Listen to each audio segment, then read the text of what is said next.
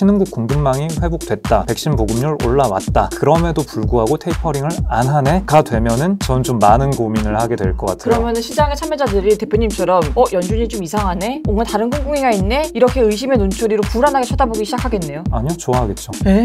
좋아하겠죠. 테이퍼링 안 하네 이러면서. 한국경제 구독자 여러분 안녕하세요. 허란 기자입니다. 퇴근길에 찾아가는 경제 한 끼 시작하겠습니다. 오늘의 한 끼로는 지금 짚고 넘어가야 될 두 번째 매크로 변수로 테이퍼링을 살펴보려고 합니다. 든든한 한 끼를 책임져 주실 홍진철 라쿤자산운용 대표님 나와주셨습니다. 안녕하세요. 안녕하세요. 지난 시간에 우리가 중국의 민간기업 규제 그 이면에 정말 중국의 공산주의로의 야망, 행보 이걸 봤었죠. 무거운 얘기였지만 굉장히 재밌고 유익하게 짚고 넘어갔는데요. 역시 음모론이 유익하죠. 오늘은 거기에 비하면은 이미 되게 양지에 있는 악재 같은 느낌이 들어요. 다 알려진 뉴스, 바로 테이퍼링이죠. 테이퍼링은 이미 사실 이렇게 알려져 있는 뉴스인데 과연 증시 악재인가? 라는 질문을 먼저 드릴게요. 테이퍼링은 아무리 알려져 있어도 막상 하면 싫어해요, 사람들이. 벤 버냉키가 쓴 행동하는 용기라는 책이 있어요. 거기서 이제 테이퍼링 할 때의 얘기를 하는 챕터가 있는데, 자 이제 테이퍼링 합니다 라고 얘기를 했더니 증시가 폭락을 해가지고 왜? 하면서 깜짝 놀라는 장면이 나오거든요. 아니 지금까지 그렇게 테이퍼링 한다 라고 얘기를 했는데 왜 이렇게 놀라냐. 근데 그때 이제 자기가 깨달았다라고 하는 점이 있는데, 연준에서 민간 기업들의 설문조사를 계속해요.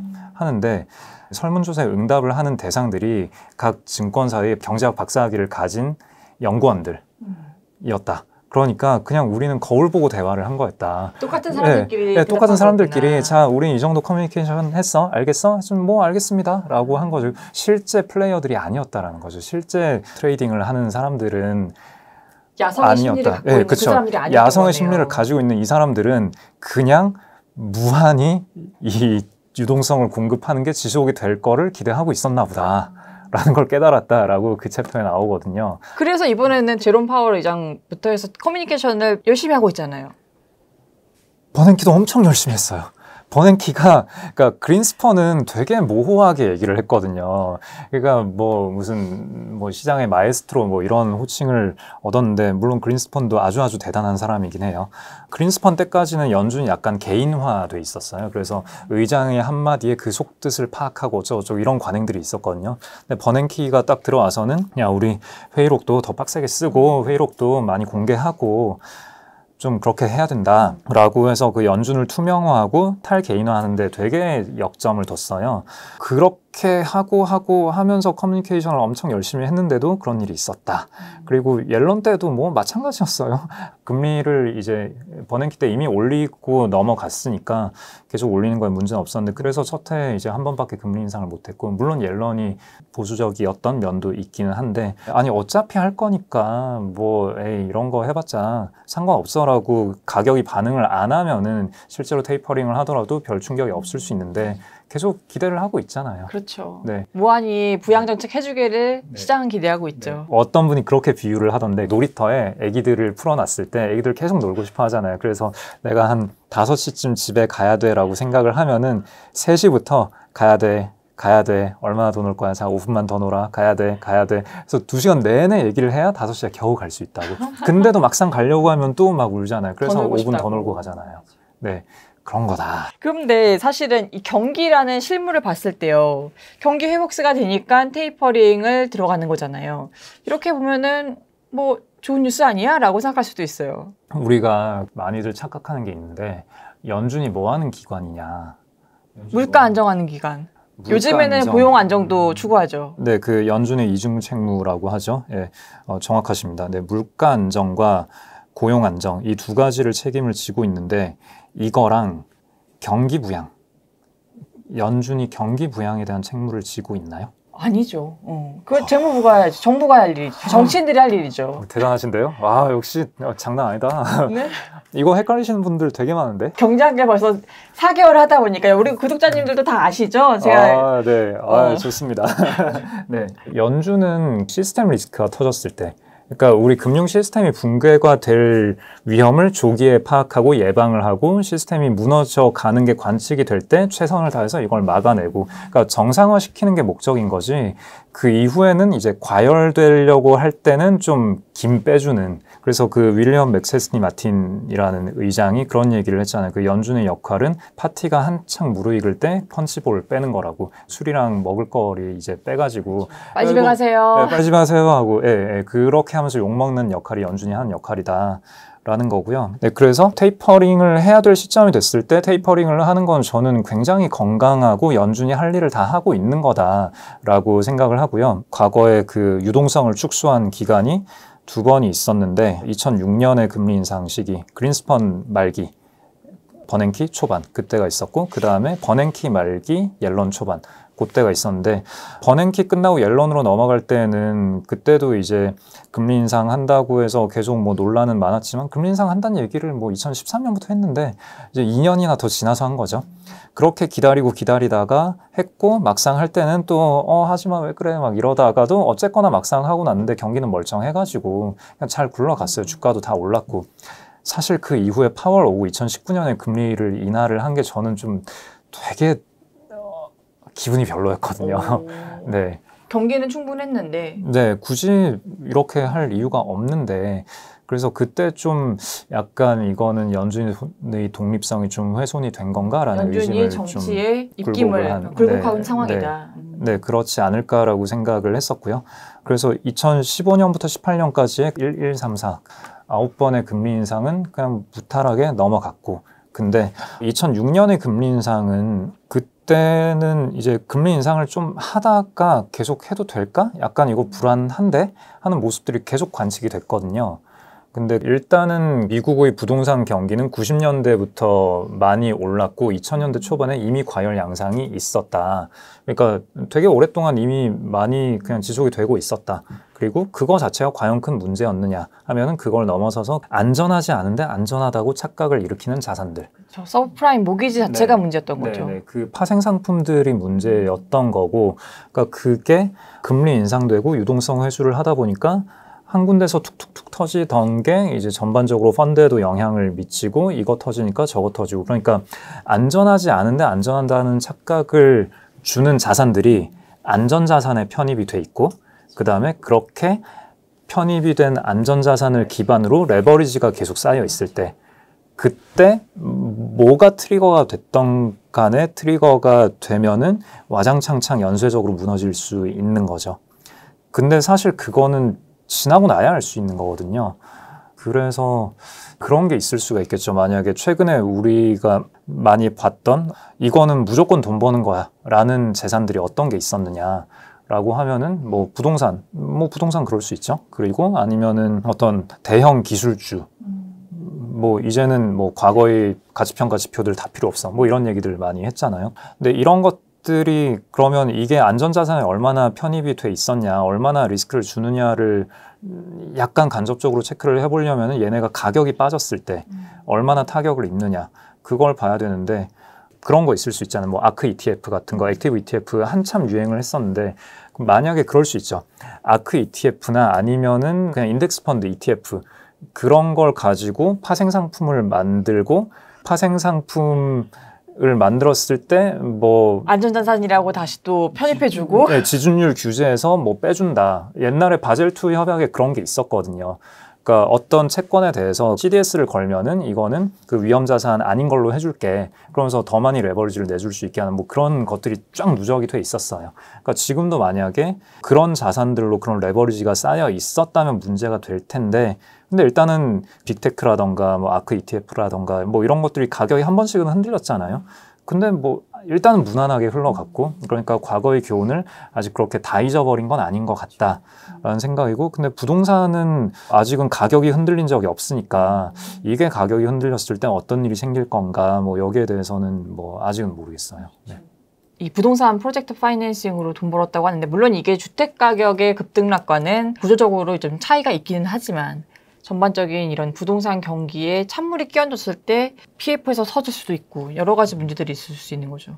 네. 그런데 이렇게 2006년도에 금리 인상 테이퍼링과 15, 16, 17, 18 이때를 비교하면서 그래도 무난히 지나갔다라고 말씀하시는 거니까 앞으로 요번에 하는 테이퍼링과 금리 인상도 큰 충격 없이 무난하게 지나갈 수 있다 이렇게 생각하시는 건가요? 매크로를 볼 때 제가 보는 관점은 딱 예측을 하자라기보다는 네거티브 피드백이 잘 작동을 할 것인가, 아까 말씀드린 그 과열일 때 좀 치워주고 무너졌을 때 이제 뭘 써주고 그런 건데 시나리오를 나눠서 생각을 해볼 수가 있겠죠. 자, 테이퍼링 한다. 무조건 할 거예요. 일단 해요. 금리 인상도 할 거예요. 생각보다 되게 빨리 할 수도 있어요. 근데 자, 일단 유동성은 흡수를 했고 그럼 시장은 충격을 받을 건데 사실 연준이 움직이는 트리거는 주식시장이 아니에요. 채권시장이거든요. 주식시장은 빠져봤자 어차피 고위험을 짊어진 사람들이 들어와서 플레이를 하는 거기 때문에 국제적인 타격에 그쳐요. 근데 채권 시장이 막히면은 당장 기업들의 실물 돈 흐름이 막히거든요. 근데 제가 이제 2019년에 파월이 그렇게 금리를 낮출 때 좀 연준의 독립성을 좀 의심을 했었는데, 근데 2020년 2월에 그때 하이힐드 채권들이 금리가 급등을 했었어요. 3월이 아니라 2월인 게 중요해요. 그때 유가가 급락을 했었는데 유가 급락하니까 미국의 셰일 기업들이 다 터졌거든요. 그때 연준에서 나서서 그 회사채를 매입을 해주는 거예요. 코로나 확산 이전인데도. 네. 엄밀히 표현을 해보자면은 그 WHO 팬데믹 선언 이전이죠. 그게 3월 중순인가 그랬을 거예요. 네, 그 이전에. 그래서 저는 그 당시에 그 코로나보다는 유가 빠지고 하이힐드 터지는 게 더 위험하다라고 생각을 하고 있었거든요. 근데 연준이 그때 딱 대응을 하는 거예요. 바로.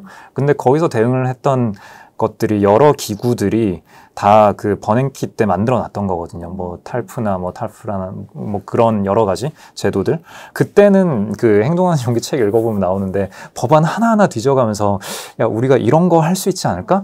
해도 될 것 같아. 할 수 있는 모든 안전장치를 다 마련했던 건가요? 모든 걸 마련했는지는 모르겠지만 아무튼 뭔가 기존에는 없었던 기구들인데 그거를 만들어 놨어요. 연준은 회사채 매입하라고 있는 기구가 아니거든요. 그렇죠. 근데 이러이러한 조건에서 이러이러한 형태로 이런 걸 할 수는 있을 것 같아. 라는 거를 그때 막 법안 하나하나 다 뒤져가면서 만들어 냈어요. 그거를 이번에 그냥 그대로 다시 활용을 한 거거든요. 그걸 보면서 아, 이들은 뭘 해야 되는지 알고 있다라는 믿음이 저는 생겼고요. 그러니까 그냥 매뉴얼 보고 매뉴얼대로 행동하는 거죠. 그러니까 정치적으로 타협을 했느냐 아니냐는 뭐 알 수 없는 거지만 어쨌거나 매뉴얼대로 행동할 정도의 역량과 의지는 존재한다.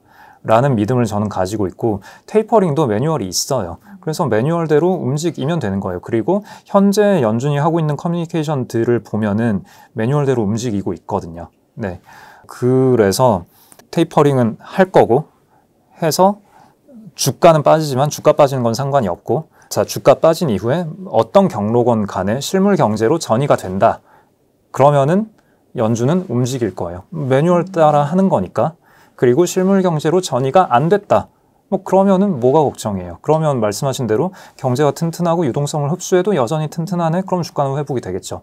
그러니까 주가는 일단 빠지는데 실물 경기에 영향을 미치면은 연준이 다시 돈 푸니까 주가는 회복이 되겠죠. 그리고 실물 경기에 영향을 안 미치면은 경제 펀더멘탈 멀쩡하니까 주가는 회복이 되겠죠. 그러니까 이게 되게 막 우리가 뭐 PER 30배, 40배 되고 1970년대 초반에 뭐 니프티 50처럼 막 뭔가 평균 PER 70배 막 이럴 때가 아니잖아요. 그러니까 지금은 되게 뭐 ROE, PBR이라던가 뭐 여러 가지 전통적인 지표의 관점에서 보더라도 그냥 뭐 오케이 그냥 뭐 조금 부담스러운 가격이네 그 정도이기 때문에 그럼 주가 약간 빠지더라도 향후 2, 3년 이익만 잘 쌓아가면은 바로 복구가 될 수 있는 그 정도의 가격대예요. 그러니까 뭐 주가가 하락하지 않는다라고 말할 수는 없지만 하락을 했을 때 이게 시스템 리스크로 전이될 가능성은 굉장히 낮다. 결국에는 이 연준의 불확실성 양은 굉장히 낮은 수준이라고 보시는 거네요. 네, 현재 제가 느끼기엔 그렇습니다. 근데 아니라고 생각하시는 분도 뭐 꽤 많기는 해요. 그러면은 사실 뭐 아까 말씀 중에서도 테이퍼링은 곧 할 거다 이렇게 얘기하셨어요.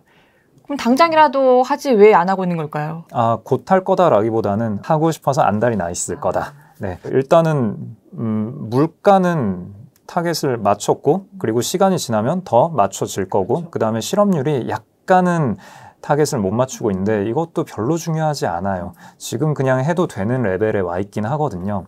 그래서 제가 생각하는 거는 지금 사람들은 인플레이션이 되게 화두잖아요. 그래서 뭐 CPI나 PCE 지표가 나올 때마다 출렁출렁 하는데 인플레이션은 뭐 당연히 높게 나오는 거고 이거를 분해를 해봤을 때 수요 측면에서 이제 수요가 많아져서 인플레이션이 나오는 게 있고 그 다음에 공급망 측면에서 좀 많이 못 찍어내서 인플레이션이 나오는 게 있을 건데 지금은 두 개가 섞여 있을 거고 그렇게 섞여 있는 이유는 백신 보급률의 차이, 경제 재개 정도의 차이가 있어서인데 선진국은 이제 마스크 안 쓰고 다니잖아요. 특정 몇몇 국가들은. 네. 그러니까 선진국에선 수요를 끌어당기고 있고. 그렇죠. 근데 공급을 담당하는 신흥국들이 지금 백신 네. 보급이 제대로 안 돼 있죠. 네. 뭐 할라 치면 어떤 공장에서 뭐가 퍼졌다 이러면서 공장 또 2주 셧다운하고 뭐 이런 식이니까 그리고 뭐 광산 캐는 그런 곳 뭐 있잖아요. 거기에서 이제 계속 산발적으로 여러 가지 공급 이슈들이 터지고 있으니까 공급 충격이 아직 존재하는 상태에서 선진국 수요는 회복이 되고 있으니까 이제 뭐 유가만 딱 봐도 보이는 거죠. 그러니까 이제 CPI는 높게 나오는 건데 그럼 여기에서 연준이 생각하기에 그러니까 뭐 물가 실업률 이게 중요한 게 아니라 그러니까 신흥국 공급망이 회복이 되면은 물가는 자연스럽게 꺾일 거예요. 혹은 자, 유가를 지난 한 1년간의 유가 차트를 보면은 그렇게 계산을 할 수가 있잖아요. 현재 유가 수준에서 딱 고정이 됐을 때 YOY로 유가의 상승폭이 얼마일까? 근데 이거는 한 내년 2월쯤 되면은 이게 상승폭이 거의 없어지거든요. 네, 그러면은 가만히만 냅둬도 CPI는 가라앉아요. 그렇네요. 네. 그러니까 연준이 2% 이상의 CPI를 제시를 한 거는 2% 미만에서는 안 하겠다라는 거일 뿐인 거고 2% 위에서는 어느 거건 뭐 별로 상관없어요. 그러니까 이미 해도 되는 거예요. 근데 만약에 여기에서 연준이 유동성을 흡수를 했다가 신흥국 공급망이 무너져 버리면 그러니까 신흥국은 유동성에도 되게 취약하거든요. 그런 상태가 되어 버리면은 이제 지금 4% 5% 나오는 물가가 내년까지 유지가 되어 버린다? 그러면은 굉장히 어려운 거죠. 선진국 경기가. 그렇기 때문에 그리고 뭐 단지 선진국만의 문제가 아니라 이제 연준발 글로벌 더블 딥이 되었네. 라고 하면은 파월이 이제 평생 편하게 발 뻗고 못 자죠. 그러니까 현재는 테이퍼링을 너무 하고 싶지만 할 수 없는 상태다라는 게 제 해석이고요. 그러니까 연준이 현재 보고 있는 포인트는 그냥 딱 신흥국 백신 보급률 일 거다라고 생각을 해요. 그래서 테이퍼링을 할 수 있는 준비는 다 갖춰놨거든요. 그 며칠 전에 7월 FOMC에서 그 문구들이 여러 가지가 바뀌었는데 전에 있었던 상당한 수준의 경기 진전을 보이기 전까지는 유동성을 계속 풀겠다. 이런 문구가 있었다가 상당한 수준의 진전을 보이고 있다로 바뀌었어요. 명백하게 시그널을 준 거예요. 야, 집에 간다? 야, 집에 가야 돼? 라고 하는 거예요. 그러니까 우리는 모든 준비가 되어 있는데 아직은 꺼림칙한 요소들이 조금 남아있다. 그런 얘기를 하는 거죠. 이런 와중에 사실 델타 변이 바이러스가 확산되면서 연준이 테이퍼링을 서두르지 않을 것이다 이렇게 생각하니까 더 이제 주식시장은 올랐던 건데요. 델타 변이 바이러스는 크게 연준에게 크게 영향을 미치지는 않을 거다 이렇게 보시는 거세요? 네. 델타 변이를 포함한 여러 가지 변이 이제 뭐 델타 플러스도 있고 뭐 그 다음 것들도 계속 나올 건데 그 관전 포인트는 그거죠. 미국이 다시 마스크를 쓰냐 안 쓰냐. 여기에서 이제 뭐 델타 플러스건 아니면 그 다음 변이 바이러스건 치명률이 더 높아지는 바이러스가 나온다면은 그러니까 마스크를 더 강하게 써라라고 미국이 정책적으로 발표를 하면은 이거는 이제 그만큼 심각하다라는 거니까 거기에 대해서는 이제 테이퍼링 기간이 더 늦어질 거다라고 우리가 기대를 해도 되는 거죠. 근데 그렇지 않은 상태에서는 이거는 연준이 바라보는 포인트가 아닐 거예요. 어쨌거나 감염률 높고 치명률 낮다라는 주장을 할 수 있는 거의 핵심 로직은 일단 우리는 다 백신을 맞았으니까 백신을 맞은 자들은 걸려도 브레이크스루 감염이 되더라도 별로 안 아프다라는 거잖아요. 그러니까 자 신흥국에서도 백신 보급률만 높아지면은 감염이 많이 되더라도 괜찮을 거야. 그러면 신흥국 공급망이 회복이 될 거야. 그러면 우리가 유동성을 흡수하더라도 신흥국의 충격이 크지 않을 거야. 요게 연준이 생각하는 시나리오이지 않을까. 연준을 바라보는 또 다른 포인트로 연준이 제때 테이퍼링 못하고 오히려 너무 늦게 해서 인플레이션을 과열로 만든다던가 그래서 경기가 오히려 침체로 빠지게 만든다던가 이런 헛발질을 할까봐 걱정하는 측면도 있거든요. 네, 저도 아까 이제 뭐 중국 얘기한 건 좀 되게 큰 그림이고 단기적으로 제가 가장 우려하는 건 그거예요. 딱 그겁니다. 예, 테이퍼링 해야 되는데 안 하는 거. 네, 그건 이제 네거티브 피드백 하라고 만들어 놓은 그 기관이 할 일을 안 한다라는 거죠.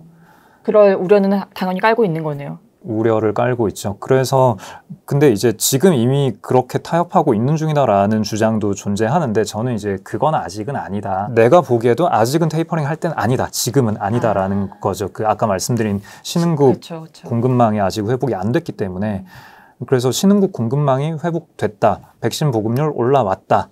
그럼에도 불구하고 테이퍼링을 안 하네가 되면은 전 좀 많은 고민을 하게 될 것 같아요. 그러면은 시장의 참여자들이 대표님처럼 연준이 좀 이상하네?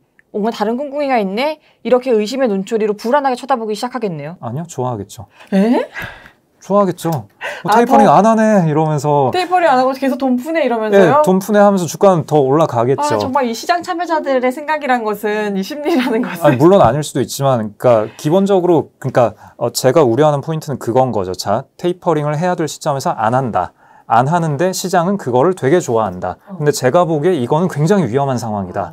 여기서 이제 괴리가 확 벌어지는 거잖아요. 그러니까 네, 이런 시나리오가 벌어지면은 저는 굉장히 좀 소름이 끼칠 것 같아요. 그러니까 지금도 이제 뭐 시장 불안한데 주식 팔아야 됩니까? 아니면 뭐 계속 가야 됩니까? 뭐 이런 질문 늘상 하잖아요. 그쵸. 거기에 대해서 저는 지금은 매크로 보고 베팅할 때가 아니다라고 얘기를 하거든요. 그냥 바텀업으로 그냥 좋은 회사 들고 버틸 수 있는 회사 들고 가면은 충격은 분명히 한두 번은 올 건데 그거 씹어 넘길 수 있는 회사들 들고 있으면 된다. 바텀업으로 접근하면은 매크로 무시할 수 있다. 이게 현재의 제 시각인데 나중에 뭐 내년 초쯤에 만약에 아까 말씀드린 그 상황 신흥국 보급률 올라왔다. 공급망 회복되었다. CPI 빠졌다. 근데 테이퍼링 안 하네.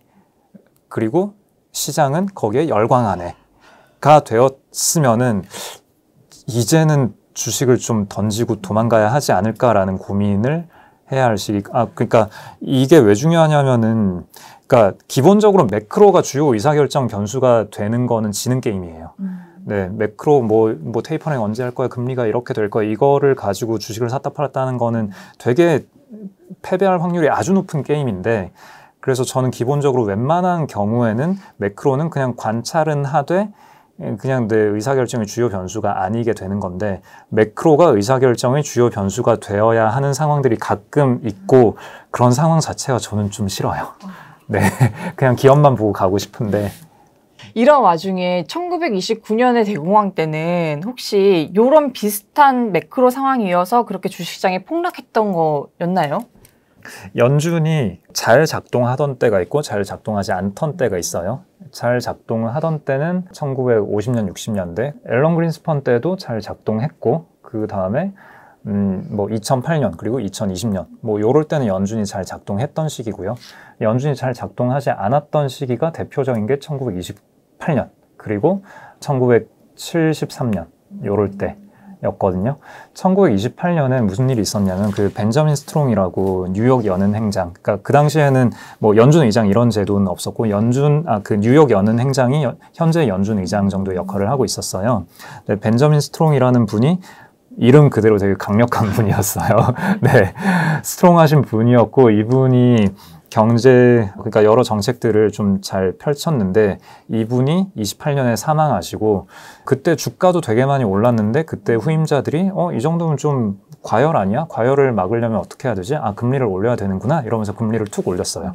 그랬더니 일단 주가가 부러졌는데 그 전후에 어떤 상황이 있었냐면은 일단 1차 대전이 끝났죠. 1차 대전이 끝나고 그 수많은 군인들이 국내로 몰려 들어왔는데 할 일은 딱히 없고 좀 이상한 상황이었어요.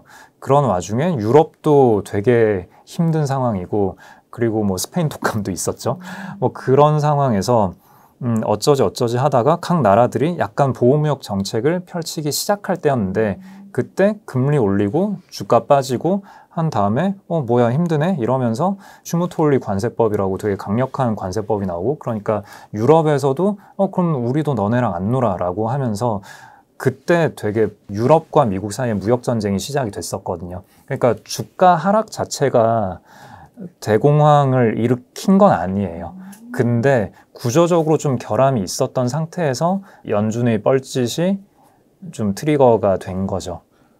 뭔가 완전히 지금 상황과 일치하는 건 아니지만 조각조각 퍼즐을 맞추다 보면은 아 괜히 이번에도 연준이 헛다리 짚는 거 아니야라는 불안감이 스물스물 올라오기는 하네요. 약간은 저는 29년 상황은 뭐 질문 주셨으니까 말씀드린 거고, 제가 연초에 우려를 했던 거는 스태그플레이션이라는 단어를 우리는 연내에 보게 될 거다라고 몇 방송에서 말씀을 드렸는데 지금 일단 그렇게 되고 있는 것 같아요. 그러니까 70년대 상황과 오히려 조금 유사하지 않을까. 그러니까 돈을 더 풀 수도 없고 안 풀 수도 없는 상황으로 우리는 가지 않을까. 뭐 그런 상황이 뭐 사실 이미 어느 정도 되기는 했죠. 그러니까 코로나가 아니었으면 돈은 테이퍼링은 이미 했어야 되는데 안 되고 있는 거죠. 이렇게 저희가 매크로 상황을 중국의 민간기업 규제 그리고 오늘은 이제 테이퍼링 이슈까지 차차 살펴봤는데 이런 매크로 변수들이 좀 증폭됐을 때 약세장으로 돌변할 수 있다 이렇게 생각하시는 건가요? 약세장이야 뭐 언제든 올 수 있죠.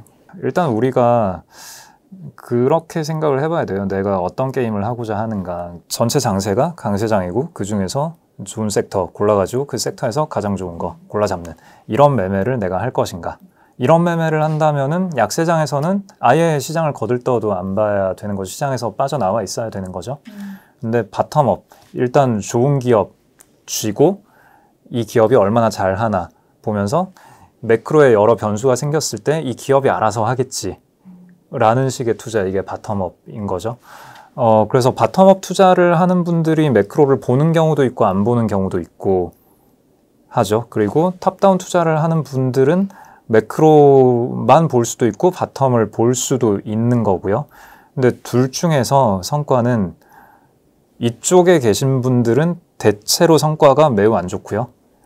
이쪽에 바텀업으로 하시는 분들은 그래도 성과가 좋은 분들이 조금은 있어요. 그래서 매크로 보고 투자하지 말라 이렇게 강조하시는 거네요. 네. 그래서 매크로는 그냥 좀 약간 그런 건 있어요. 아예 안 보면은 내가 어디에 있는지도 모르잖아요. 그래서 예를 들어서 내가 화학기업을 투자하고 있다. 뭐 근데 실적이 망가졌네? 매크로를 안 보면은 지금 상황이 어떤 상황인지 모르잖아요. 예를 들어서 작년에 코로나 터지고 스프레드 빠져가지고 뭐 이렇게 됐는데 실적이 안 나왔다. 그럼 회사 망하나? 뭐 이렇게 볼 수도 있는 거고, 아니면은 그 이후에 회복되고 뭐 스프레드 벌어져서 갑자기 이익이 급증하는데 엄청 훌륭한 회사인가?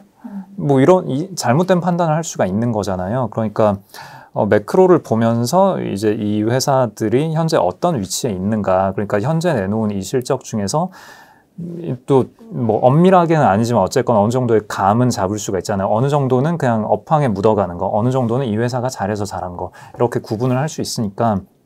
그러니까 기업을 볼 때 이제 매크로를 감안해서 기업을 보는 뭐 그런 게 중요하다라고 저는 생각을 하고요.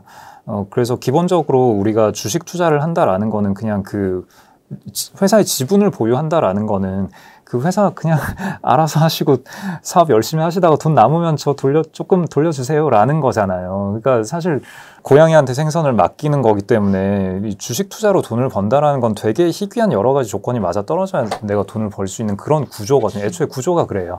근데 또 거꾸로 우리가 투자를 왜 하느냐 했을 때 내가 노동하는 형태의 투자가 있고 내가 위임하는 형태의 투자가 있잖아요. 내가 노동을 한다라는 건 이게 탑다운이고 바텀업이고를 떠나서 그 모든 지표들을 내가 분석하고 막 이제 내가 막 빡세게 왔다 갔다 하고 이게 내가 노동하는 투자고, 위임하는 투자는 뭐냐면은 그런 거 있잖아요. 그 얼마 전에 돌았던 짤, 어떤 주식 게시판에서 이제 저도 이 회사 입성했습니다. 뭐 근데 뭐 하는 회사예요? 이러니까 막 댓글에 뭐 저도 몰라요. 하하하 막 이러는데 뭐 밑에 또 누가 뭐라도 하겠죠. 회사인데 하하하 막 이러고.